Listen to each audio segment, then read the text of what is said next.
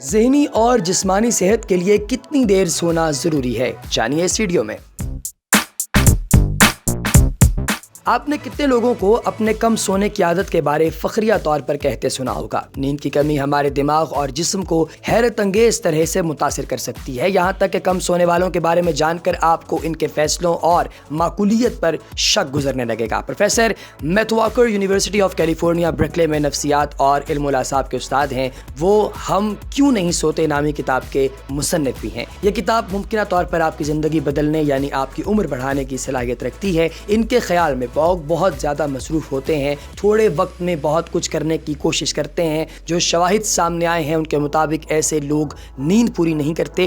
ہم اپنی جسمانی ضروریات کو زیادہ دیر تک نظر انداز نہیں کر سکتے۔ نیند کا پورا کرنا ایک بنیادی ضرورت ہے، اگر اس کا خیال نہ رکھا جائے تو نتیجہ طبیعت کی خرابی اور امراض کی صورت میں نکل سکتا ہے۔ پروفیسر میتھ واکر یہ مضمون نیند کی اہمیت اور صحت افزا طرز زندگی کے بارے میں کہتے ہیں کہ نیند کیوں ضروری ہے۔ لاکھوں مریضوں کے مطالعے سے یہ بات سامنے آئی ہے کہ نیند اور عمر کا براہ راست تعلق ہے۔ نیند جتنی کم ہوگی عمر بھی اتنی ہی کم ہوگی، لہٰذا اگر آپ زیادہ جینا اور صحت مند رہنا چاہتے ہیں تو نیند پوری کرنے کے لیے جو بن پڑے کریں۔ نیند خود کو صحت مند رکھنے کا ایسا نسخہ ہے جس پر کچھ خرچ نہیں ہوتا اور نہ ہی یہ کوئی کڑوی دوا ہے جسے پینے سے انسان ہچکچائے۔ در حقیقت نیند کے اتنے زیادہ فائدے ہیں کہ پروفیسر واکر نے ڈاکٹروں کو قائل کرنا شروع کر دیا ہے کہ وہ اپنے مریضوں کو نیند بطور علاج تجویز کریں۔ نیند کے لاتعداد فائدے ہیں۔ ذہن اور جسم کا کوئی ایسا حصہ نہیں جو کہ کم نیند کی وجہ سے بری طرح متاثر نہ ہوتا ہو، مگر نیند قدرتی ہونی چاہیے کیونکہ نیند کی گولی سے دوسرے امراض لاحق ہو سکتے ہیں۔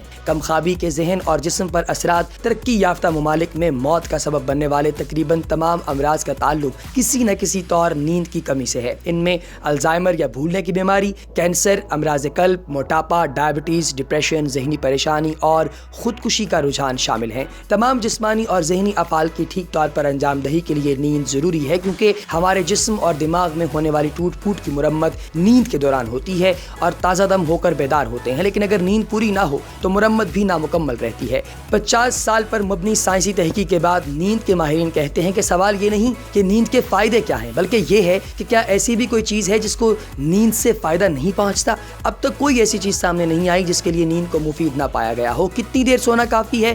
مختصر جواب ہے 7 سے 9 گھنٹے۔ 7 گھنٹے سے کم نیند جسمانی اور ذہنی کارکردگی اور بیماریوں کے خلاف جسم کے مدافعاتی نظام کو متاثر کرتی ہے۔ 20 گھنٹوں تک مسلسل جاگتے رہنے کا اثر انسان پر ویسا ہی ہوتا ہے جیسا کسی نشہ آور چیز کے قانونی حد سے زیادہ لینے کا۔ نیند کی کمی کا ایک مسئلہ یہ ہے کہ آپ کو فوری طور پر اس کے برے اثرات کا علم نہیں ہوتا۔ یہ بالکل ایسا ہی ہے جیسا کوئی نشے میں دھت شخص خود کو بالکل ٹھیک ٹھاک سمجھتا ہے مگر آپ جانتے ہیں کہ وہ ٹھیک نہیں ہے۔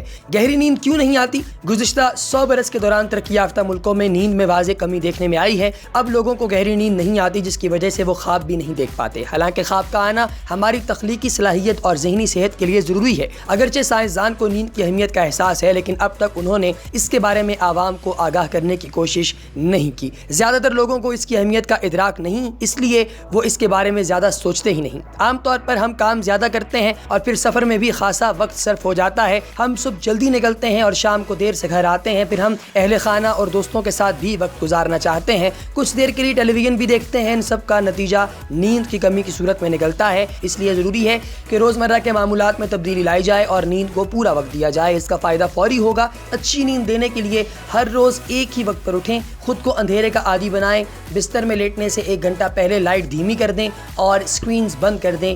درجہ حرارت کو 18 ڈگری سینٹی گریڈ تک رکھیں جو کہ آئیڈیل ہے۔ اگر آپ کو نیند نہیں آ رہی تو بستر پر 20 منٹ سے زیادہ نہ لیٹیں۔